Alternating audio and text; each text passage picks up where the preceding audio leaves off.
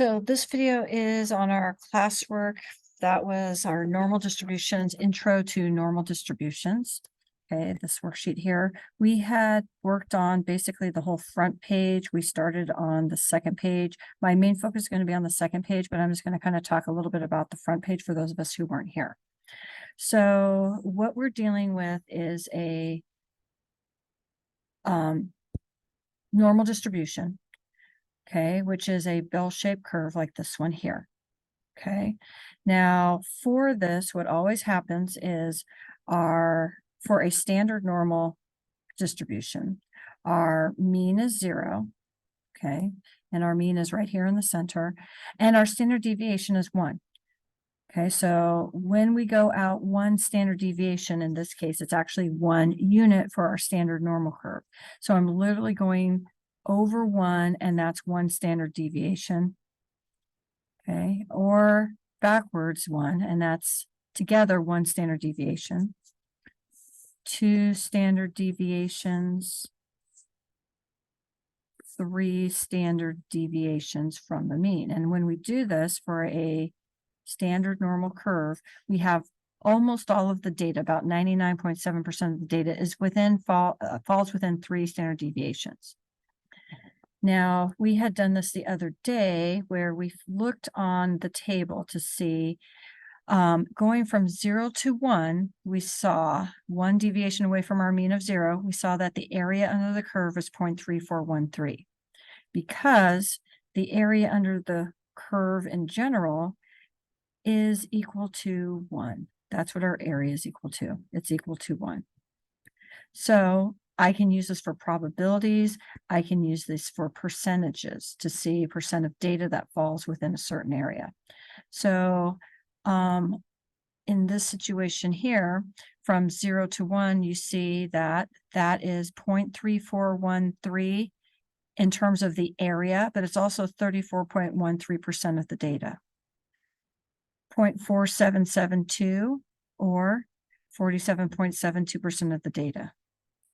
0.4987 or 49.87% of the data from 0 to 3. Now, where we're getting that is from this table, okay? And this table is showing all the areas for all the standard deviations from 0 to this Z is our Z score, which is saying how many standard deviations we are. Now, the ones I was showing us were 1 deviation, 2 deviations, 3 deviations, but it may not be a whole number deviation. That's where this table comes into play. So I'm going to make this a little bigger. So, for example, if I was, let's say, right here at this value here, that value represents the area for 1.2 standard deviations, and then here I've got 0.04. So that represents to the nearest hundredth, not 1 standard deviation, but 1.24 of a standard deviation. So this goes out to the nearest hundredth. Right now we're focusing on 1 deviation, 2 deviations, 3 deviations, but this table can go to the nearest hundredth. So the values that we're really going to be focusing on, we're going to be focusing on the values in the first column. We're going to be focusing on 1, which is 0.3413. That's where I got that value from the last screen. 2, which is 0.4772. And 3, which is 0.4987. Those are kind of the values that we're going to be using right now. Now, if I get back looking at this worksheet or notes that we did the other day, we also see, let me just get this, that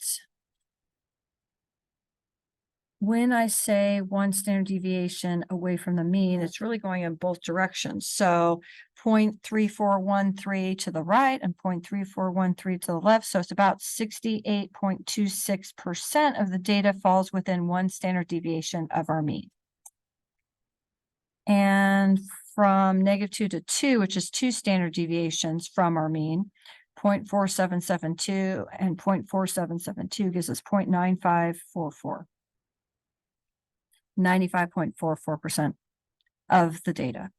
And then going out 3 standard deviations, 0.4987, 0.4987, or 99.74% of the data. Now, on this worksheet, what they want us to do is they wanted us to just draw out the situations, okay? So in this case, we're going to draw it out because not all standard normal distributions are a standard normal. They don't all have a mean of 0 and a standard deviation of 1. In this case, this one has a mean of 45, not 0, and a standard deviation not of 1, but of 8.3. So if I was to draw this out, let me kind of zoom in, and I was going to draw this one out, I'm going to have my mean here. I'm just going to move this down a little so I can write above it.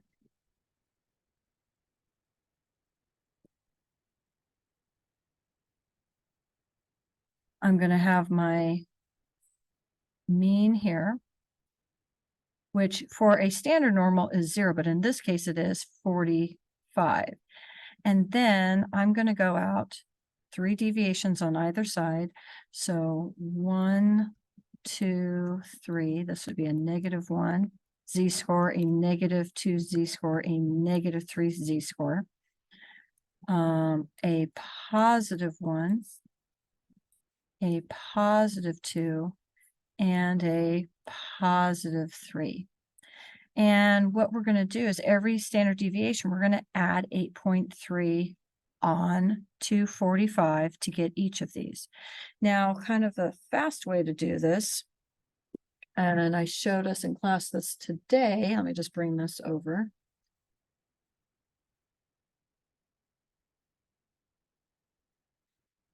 If you go to your y equal, and you put in our mean, which is 45, and we're adding 8.3, which is our standard deviation, x, and then you go to the table, okay, second and graph for table, you will have our values for each of those z-scores. Okay, so let me copy those ones down. Make this a little bigger. Okay, so I am going to have a 20.1. Let's see, let me do this so I can have both of them on the screen.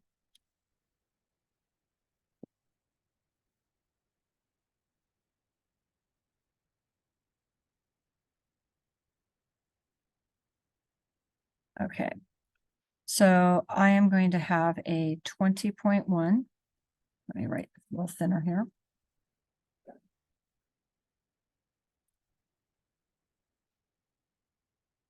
A 20.1 was 3 standard deviations. A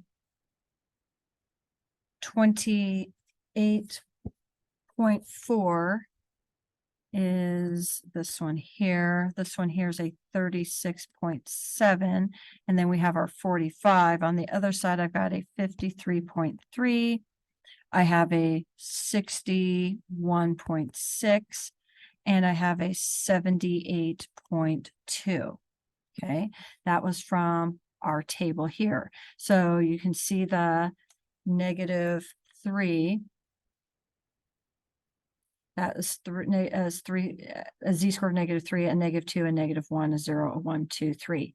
Okay, these are within 3 standard deviations. Now, what really is happening here, another way to think about this, okay, if I didn't have a graphing calculator to do that and I just needed to find one value, I am starting at 45, and if I'm going to be 1 standard deviation away, I'm adding 8.3. And that's how I got my 53.3 from the normal curve.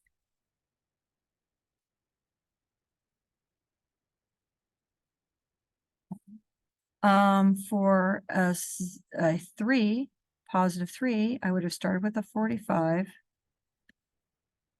Would start with a 45. I would have added 8.3 3 times. And that would have given me the 78.2 that I have up there. Here, if I am having a z-score of a -1, I am going to be subtracting 8.3.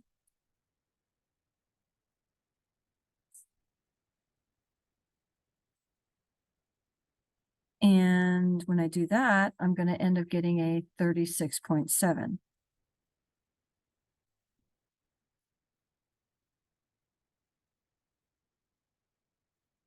And for the next one, I'm going to be having a 45. I am going to be minusing 8.3 twice. And that's how I got my 28.4.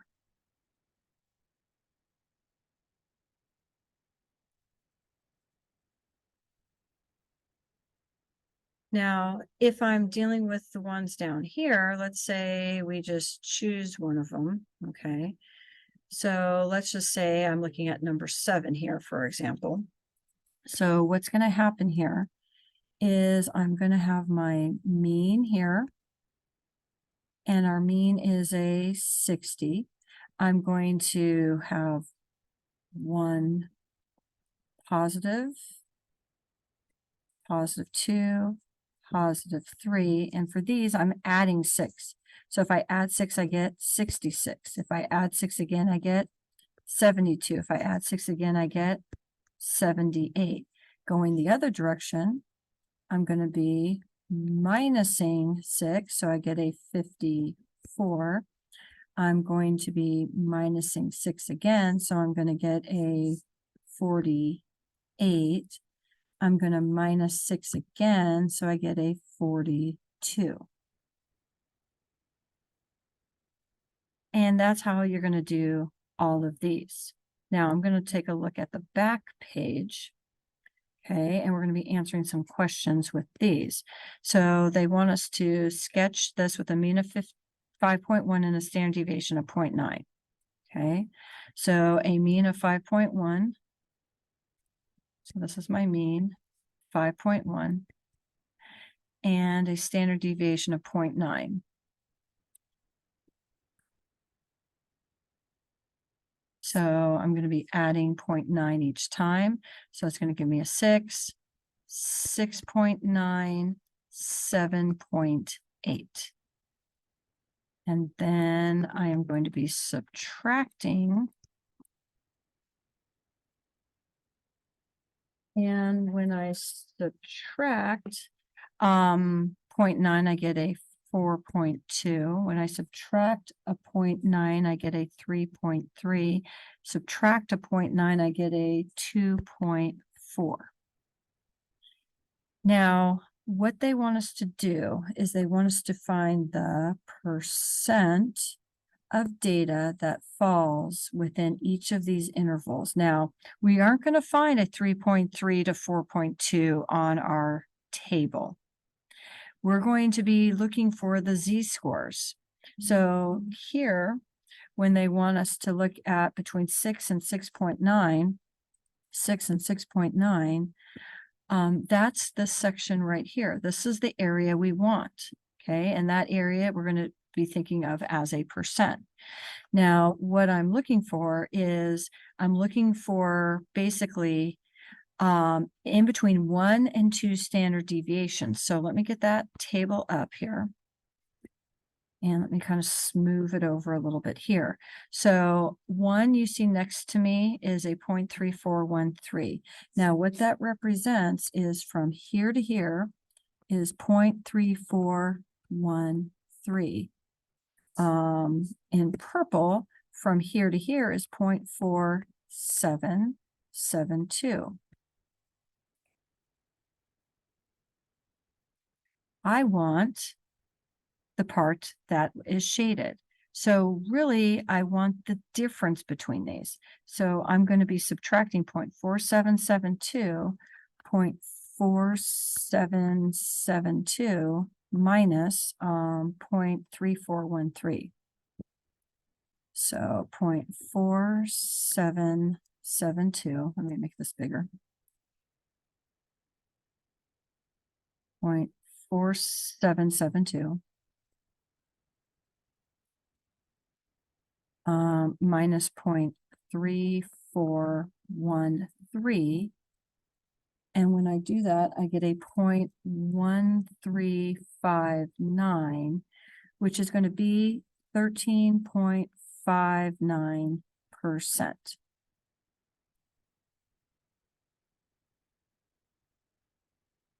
Now, greater than 6.9.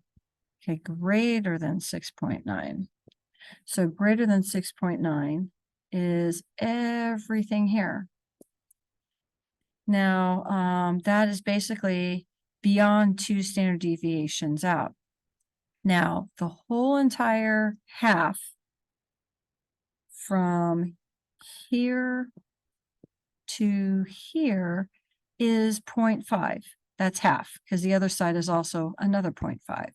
So what I basically want is I need to take 0.5, which is the whole half, and I need to subtract basically this section from here to here, which is 0.4772, because that's going up to 2 standard deviations.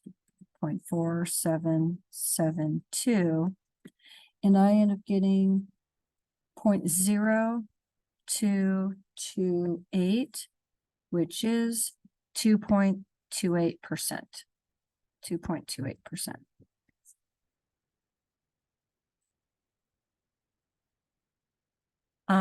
When I am looking at between 4.2 and 6, between 4.2 and 6, 4.2 and 6, it's basically this section here. And what this is it's going to be 1 standard deviation on one side and 1 standard deviation on the other side. So again, from our table, I'm looking at the 0.3, whoops, let me just scribble that, the 0.3413. That's what I'm looking at. So this is 0.3, this is 0.3413, this is 0.3413. So I'm going to be adding those up.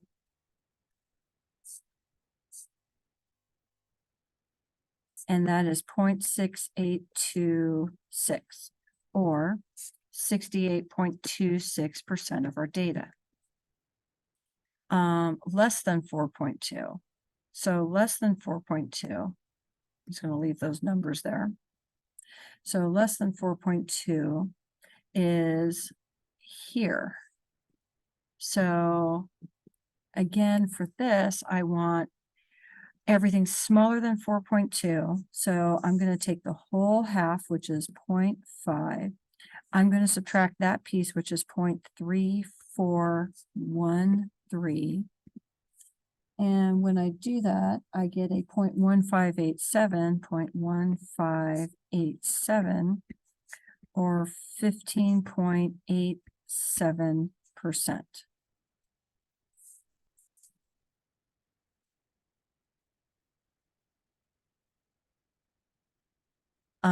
Less than 5.1, less than 5.1. So less than 5.1 is going to be this whole section here, which is together 0.5. So that whole thing there is going to be 0.5, or 50%. Between 4.2 and 5.1, so between 4.2 and 5.1, that is going to be this section here, which is a 0.3413, or 34.13%.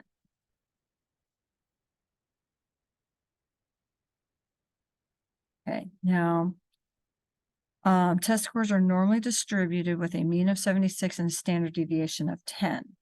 Okay, so this is a new situation. Okay. So I am going to draw the picture. Okay, here's my mean. It's going to be 76. Standard deviation is 10, so this is going to be 86. 96. 106. Plus 1, plus 2, plus 3. 66. 56. 46. Z-score of -1, -2, -3. So 46 is 3 deviations below the mean. So it says, what percent of the students score above 96? So scoring above 96 is going to be right here. Okay, so that's what I'm looking for. Now, what I need to look at is I need to look from here to here, which is 0.4772. That's what I don't have. So out of that half, I've got 0.5 minus 0.4772. And 0.5 minus 0.4772 gives me 0.0228 or 2.28%. What percent of the students score below 66? Okay, so below 66, we're going to be over here. And so if we want below 66, we want the rest of it when from here to here, from here to here is 0.3413. So I'm going to go 0.5 minus 0.3413,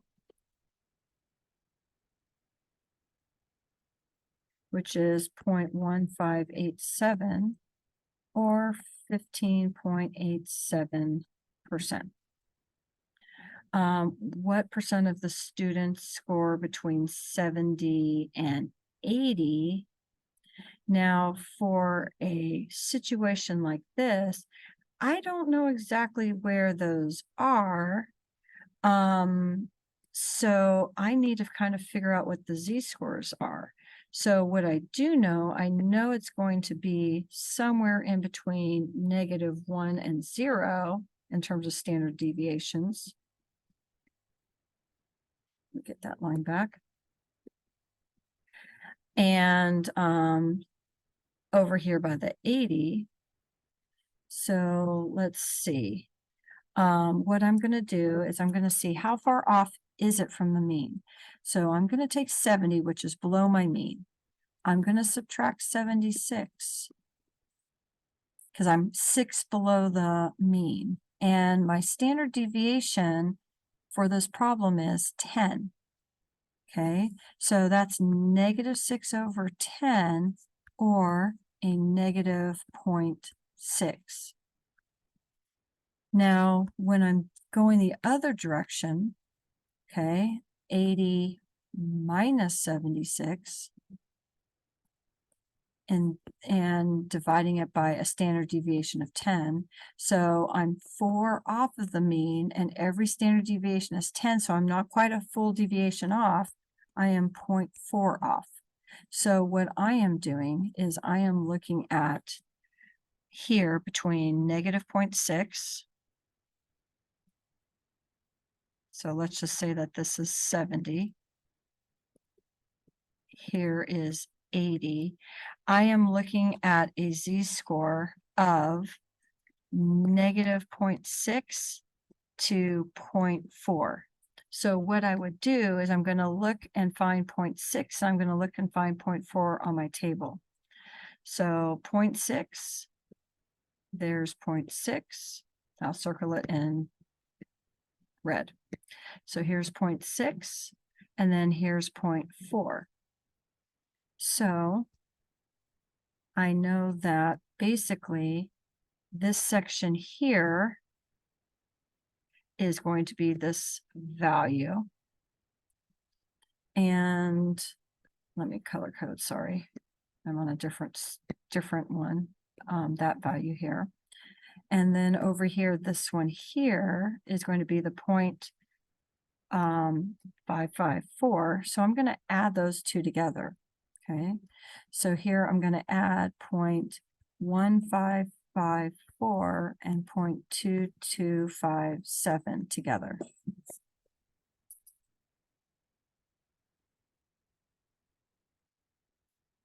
So let me just make sure we understand how I got these values again. So when I am given something that doesn't fall nicely on my normal curve, it's not one standard deviation or two standard deviations or three, but it's somewhere in between. I want to see how far off I am from the mean. So that's where I took 70 minus 76. So we were a -6 below the mean. Now, how many deviations is that? Every deviation in this particular situation is 10 units. So that's why I took -6 divided by 10. I got a -0.6. For the other part, the score of 80 minus 76 is 4. We were 4 above the mean. But that's not quite a deviation off, one standard deviation, because in this case, again, my standard deviation is 10. So I have 4 out of 10 or 0.4. So then what's happening is when we're looking at this, and I am going to be at -0.6, which let's say is somewhere around here. Okay, let's say that that's my -0.6. And then I'm going to be at 0.4, which let's say is somewhere around here. I am looking for the area in between these. I'm looking for here. So what basically I need is I need to find the area for 0.6 and the area for 0.4.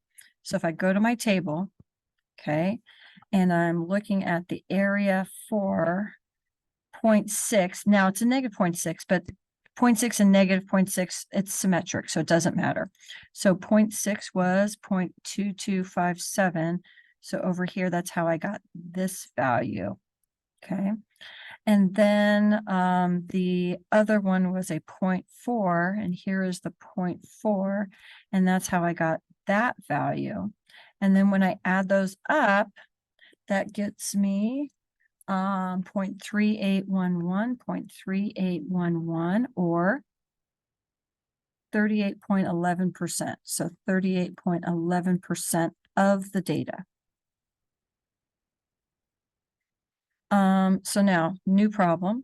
The number of nails of a given length is normally distributed with a mean of length of 5 and a standard deviation of 0.03. So my mean is 5. My standard deviation, I'm going 0.03. So let me just fill that out. Okay, so going this direction.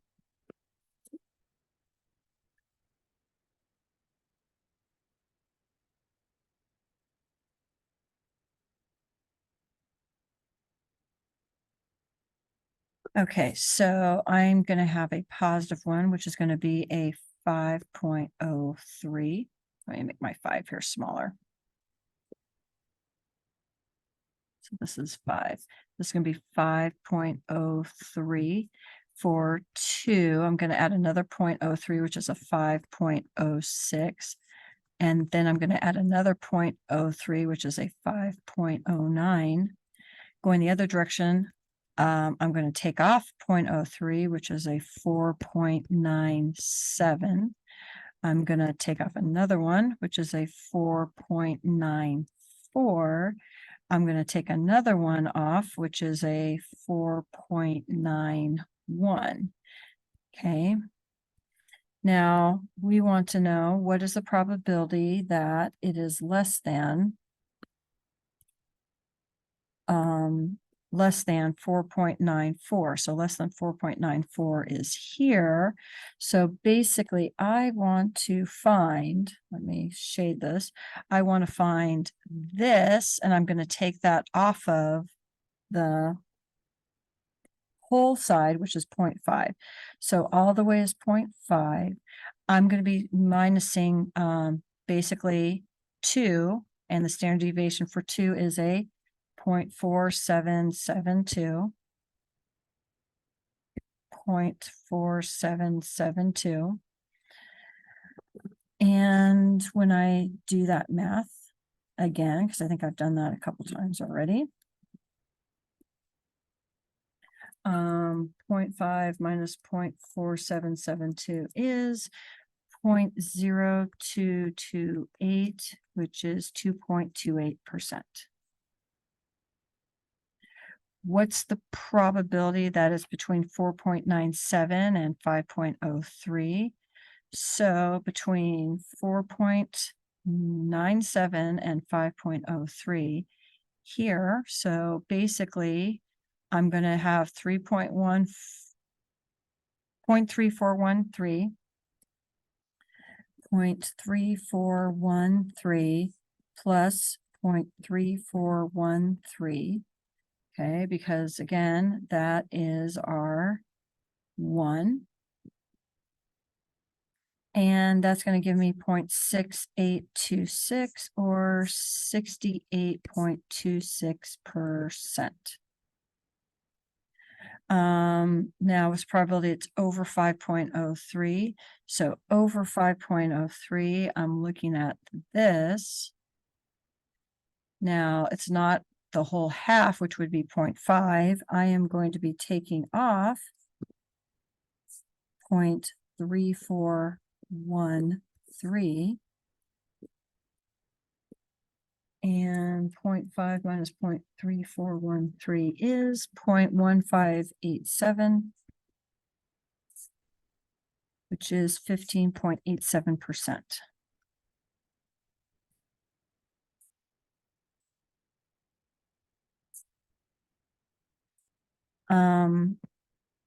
The actual weights of bags of pet food are normally distributed. The mean of the weights is 50 pounds with a standard deviation of 0.2. Okay, so let me draw that out.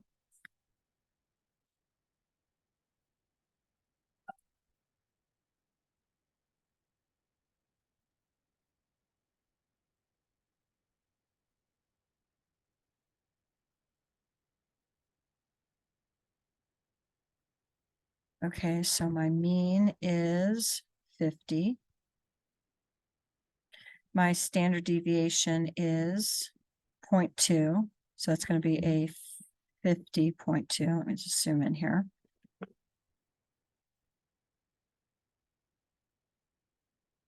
So this is going to be a 50.2 and a 50.4. Let me write a little smaller.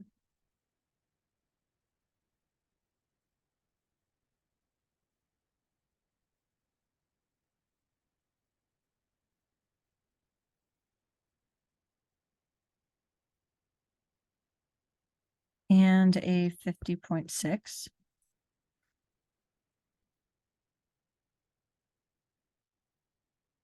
And going the other direction. So this will be my -1. It'll be a 49.8 and a 49.6 and a 49.4. And we want to know about what percent of bags of pet food weigh less than 49.8 pounds. So 49.8 pounds. So that's here. Okay, which is going to be 0.5 minus this piece. So that's going to be 0.5 minus 0.3413, which we have on the screen already, 0.587 or 15.87%. Now, this one's slightly different. This one says, okay, we've got 250 bags. How many would you expect to weigh more than 50.4? So let's first figure out how many would be more than 50.4 pounds. What percent would be more? So the percent would be this section right here, which is going to be 0.5 minus this section here, which is 0.4772. So minus 0.4772. And that's going to give us 0.5 minus 0.4772 is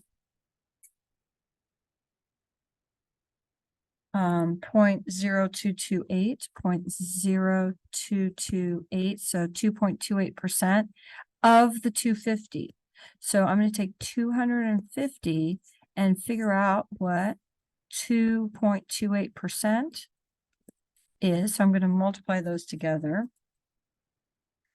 And I got about 5.7 bags. In a group of 50 bags, how many would you expect to weigh to be within 1.5 standard deviation of the mean? So 1.5 standard deviations of the mean. So let's figure out what 1.5 is. So 1.5 is 0.4332, okay, of the mean. So that means that we could either be 0.4332 on one side of the mean or 0.4332 on the other side of the mean. And that's going to give me 0.8664 or 86.64% of my 50 bags. So 0.8664 times 50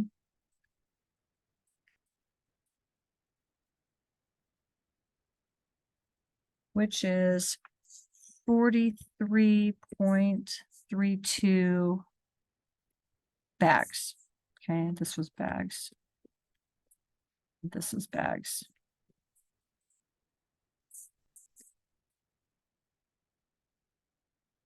And tomorrow we're going to be practicing doing more of these.